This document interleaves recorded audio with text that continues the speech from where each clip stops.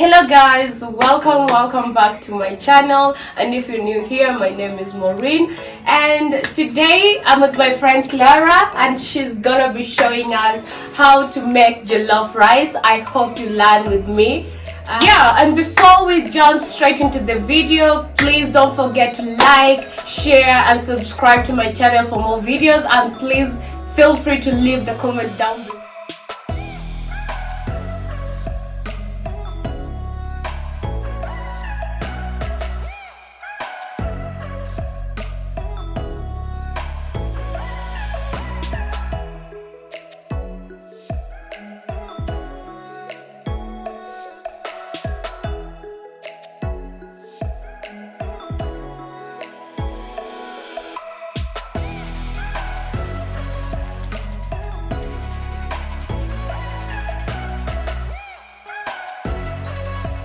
Hi guys, as my friend Maureen introduced me before, my name is Clara the Camel. Welcome to Maureen's channel, and please don't forget to subscribe. So today guys, I'll be taking you through how to make our West African meal by the name jollof. I know you'll have so many questions of how I knew how to make it being Kenyan, but that's a story for another day. So today I'll take you through the spices we are working with very quick. So this dish requires Maggi cubes, but this dish can be made with varieties of spices, but it's your choice. So we're working with Maggi. We have thyme. We have curry powder. Right here with us we have black pepper. We have soy sauce. We are working, I like cooking with the extra virgin oil, olive oil, because it's cholesterol free. We're also working with ginger. Then we have sea salt. I like sea salt a lot. We have paprika. We have our tomato paste right here, people, from Peptang, hala at Peptang. We have bay leaves. We have our chili beef cubes right here from Nor. And these are our processed spices, and this is what we'll be working with for the paste. Here we're working with our mise en place, our cut ingredients, sorry. So we have our onions sliced, we have our chilies right here, we have our diced tomatoes right here. I like them red because they make the stew, the paste more thick and more red. We have our garlic, we have our ginger, we have our diced onions, we have our tomato paste, and then we have our meat, which is already fried, and we have our red paprika. So yeah, that's what we'll be working with as we start the process. Okay, Clara, tell us what you're doing now. So we already have our meat boiled, and we are just going to fry it. So there's a process in frying the meat. We're just not going to fry it in plain oil. We're going to lace the oil with some Maggi cubes. Reason I'm doing this is because I want the oil to build up some flavor for the meat. So I'm infusing it. Sorry, you have also to be very careful. So I'm putting the meat right now. Please people, be very careful as you are frying your meat. Be careful not to burn. So I've just put Maggi cubes inside the cooking oil. This is to infuse it with flavor and build up flavor. So I will just take my cooking spoon and move the meat on the pot to be even. So what we're trying to do here as we are cooking the jollof is to make the meat brown. We are going to give it a brown flavor so that as we are infusing it in the rice, it is tasty and it has built up much of the flavors. So yes. Oh yeah, it's already smelling nice, guys. Yes, so you can see I'm tossing it around the pot. Tossing it around the pot to gain the flavor of the Maggi cube. So we are going to give it time to fry and make sure it's just as brown as possible. Okay? See you in a few, guys.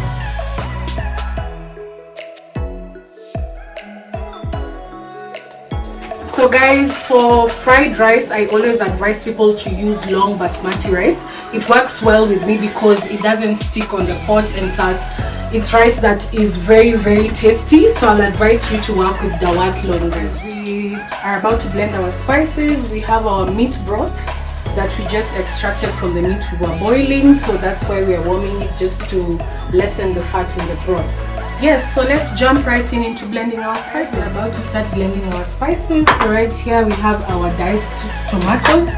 I like dicing my tomatoes, reason being at times the blender is not so powerful, so it also safeguards the warranty of the blender. So I'll just dump in my diced tomatoes. Yeah. You can take it a step at a time. You don't have to blend everything once. Just make sure you go step by step till everything is well blended. Yeah, so guys, we've already blended the tomatoes. So what I do, I usually just empty it as I go. So right now I've left some tomato puree as I'm placing the red paprika to help with the process in blending. So yeah, placing in all of our red paprika.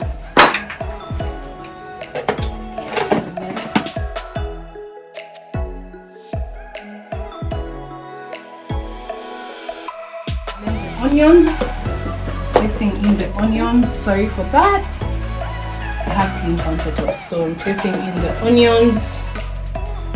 Then I'm placing in our garlic and our ginger to go. Guys, always remember just to continue maintaining some small paste at the bottom to enable the process of the blending. And then I would also like to share that I'm placing in the chilies. It's one of the most important ingredients in making the dish, but also I can advise for people who have kids at home, or even basically adults, or you as a person who does not eat chilies, you can always leave out the chilies. But for us here, we're gonna have the chilies. Yes. So let's jump into the blending one more time.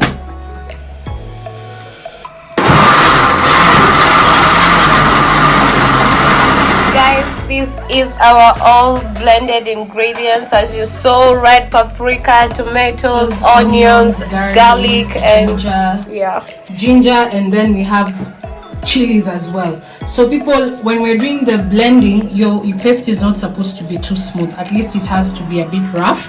And I always advise people that once you're done with blending your ingredients, make sure that whatever residue is left in the blender, at least don't waste it, because this is still going to build up the flavor.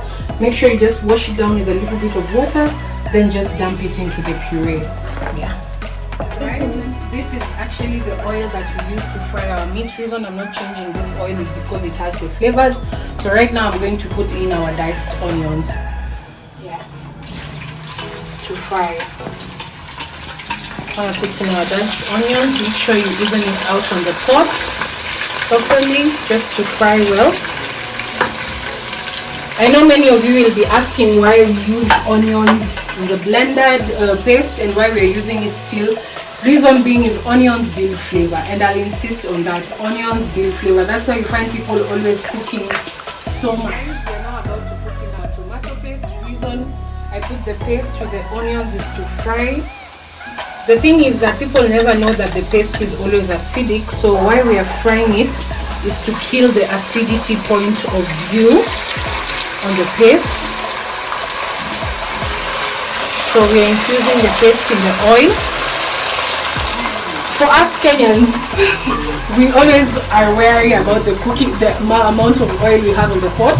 But don't worry, all this oil you'll see with due time will infuse in the rice, so you will not even see even one bit.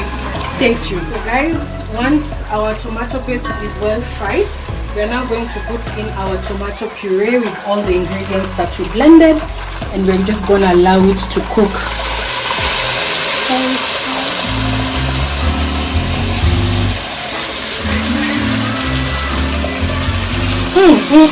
The flavors in here, I wish you guys were here with me. The flavors are just building and building.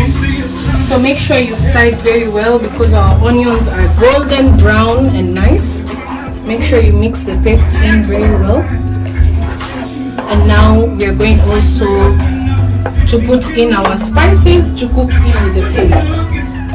So we have salt, we have thyme, we have black pepper, we have a little bit of ginger, we have curry powder and some beef masala. The reason we're using beef masala is because our jollof rice has beef.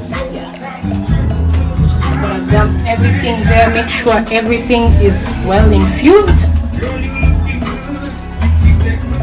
Everything goes in. Make sure also your hygiene is well maintained because you're using your hands, and you know when it comes to food we have to be very hygienic. Right now I'm going to put in my bay leaves. Bay leaves are very good for the jollof, and then I'm just gonna drizzle it with a little bit of dark soy sauce. Just a little, guys, just a little. And then what we do next is we stir, and then we cover it to allow it to cook. Then we place our rice.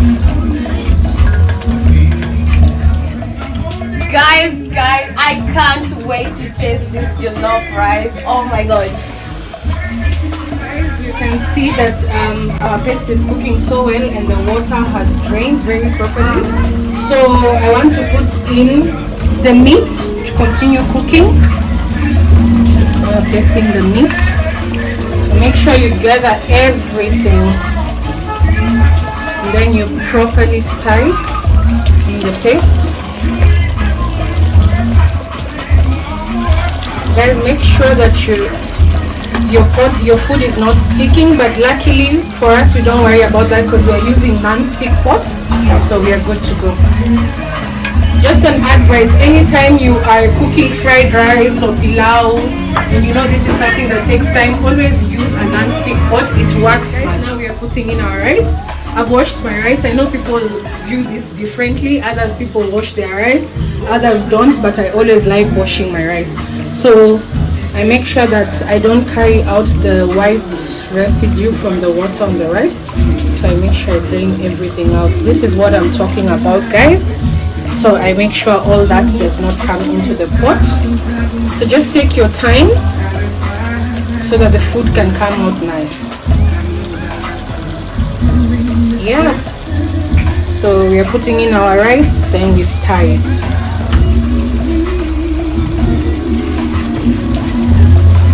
Let me know what you think, guys. Please don't forget to subscribe to Maureen's channel. She's an upcoming YouTuber. Please pour out your support to her. Don't forget to leave a comment down below. Let us know what you think. Let us know what you think, and also shout out goes to Mercy. She's our person behind the camera. We can't wait to dig in, guys, and we know you'll stay tuned till the end. Properly to infuse with the tomato puree and the meat. So make sure it is very well stirred. Very well stirred till we capture the rice in red. So yeah, one of my West African friends told me that when you're cooking jollof, you don't stay away from the pot. You always have to keep on stirring, especially at this process. So you really have to watch out for it. Yeah.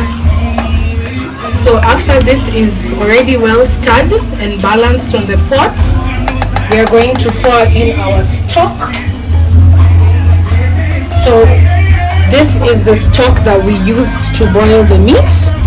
So that is what we are going to use to cook our rice. So you see, all flavors are well maintained. Also again, just keep on stirring so that the broth can go down the rice. So here is where now we want to regulate our heat just a little bit so that the rice can take time to cook properly. And yeah, guys, that's it, and throw on the cover and let's wait. Voila.